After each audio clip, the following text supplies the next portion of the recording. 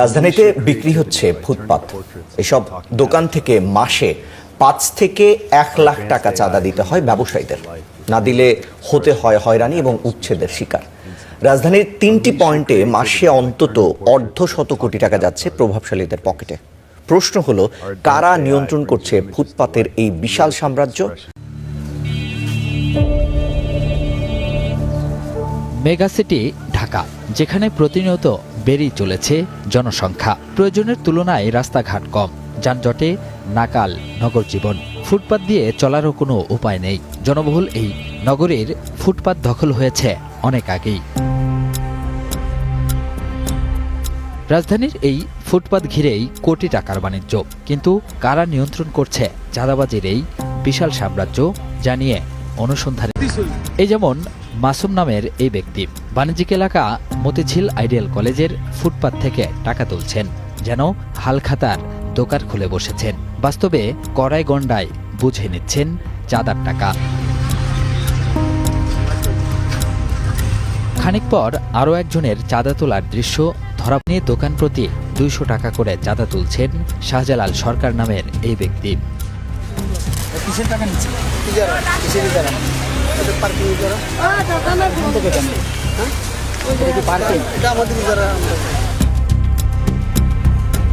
কথা বলার এক পর্যায়ে ঢাকা দক্ষিণ সিটি কর্পোরেশনের কার পার্কিং ইজারার কাগজ দেখালেও চাঁদা উঠাচ্ছেন ফুটপাত থেকে। শুক্রবারে ৪ ফিটের এসব চৌকির দোকান থেকে চাঁদা উঠানো হয় ৫০০ টাকা। ফুটপাত তো আর টেন্ডার দেন, ফুটপাত কি বিক্রি করে? ফুটপাত বিক্রি করেন, ওই টেন্ডার, ওই একটা টেন্ডার হয়, ওটার কারণে একটা ছিল আরেকটা চলে। তথ্য বলছে, এই শাহজালাল মতিঝিল এলাকার প্রভাবশালী রাজনৈতিক নেতার আশ্রয়ে চাঁদাবাজি করছেন ফুটপাত থেকে। ব্যবসায়ীরা জিম্মি হলেও নজরদারি নেই সিটি কর্পোরেশনের। আমাদের কাছে তো নিলে তো আমরা না করতে পারবো না, বুঝলেন না? প্রতিদিন নেয় ২০০। দু একজনের নাম বলতে গেলে তো আমি এদেরকে শত্রু, এদের বলতে গেলে বিপদ আছে আমাদের। নিউ মার্কেট এলাকা রাজধানীর অন্যতম বাণিজ্যিক কেন্দ্র। ফুটপাত ছাড়িয়ে রাস্তাতেও বসেছে দোকান। এসব দোকান ঘিরেও চলে চাঁদাবাজির রমরমা বাণিজ্য। একজন নেয় ৮০০, আরেকজন নেয় ১২০০, ৫০০, আরেকজন চাঁদা দেন এমন অর্ধশত দোকানের সাথে কথা অধিকাংশই ভয়ে মুখ খোলেননি। অনেক চেষ্টার পর পরিচয় গোপন রাখার শর্তে দুইজনের সাথে কথা হয়।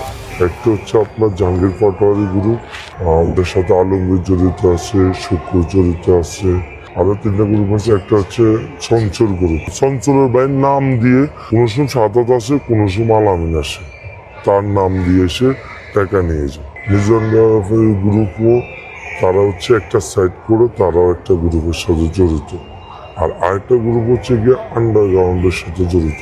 ধরেন আমার বিডিতে ধরেন আমার 2 লাখ নিচ্ছে অ্যাডভান্স, আর আমি ভাড়া দিই মাসে ধরেন ৩০,০০০। মিজানদের ওখানে কোনো বিডি নেই, চঞ্চলতে আসছে, আরো যারা আছে সবাই আসছে, খারাপ না।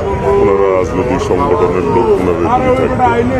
ভুক্তভোগী ও ব্যবসায়ীদের দেয়া তথ্য মতে নিউ মার্কেট এলাকায় 4টি গ্রুপের নামে চাঁদা ওঠানোর অভিযোগ। তারা হলেন নিউ মার্কেট থানা যুবদলের সভাপতি মিজান ব্যাপারী, সাধারণ সম্পাদক KM চঞ্চল, থানা বিএনপির সাবেক সাধারণ সম্পাদক জাহাঙ্গীর হোসেন পাটোয়ারি এবং আন্ডারওয়ার্ল্ডের একটি গ্রুপ। যাদের বিরুদ্ধে অভিযোগ, তাদের সাথে কথা বলে স্টার নিউজ। বিভিন্ন গ্রুপিংয়ের কারণে একজনের দোষ আরেকজনের কাঁধে চাপিয়ে দেয়া এটা নতুন না। রাজনৈতিক কনস্পিরেসির মাধ্যমে হয়তোবা আমার নাম সম্পৃক্ততা করেছে।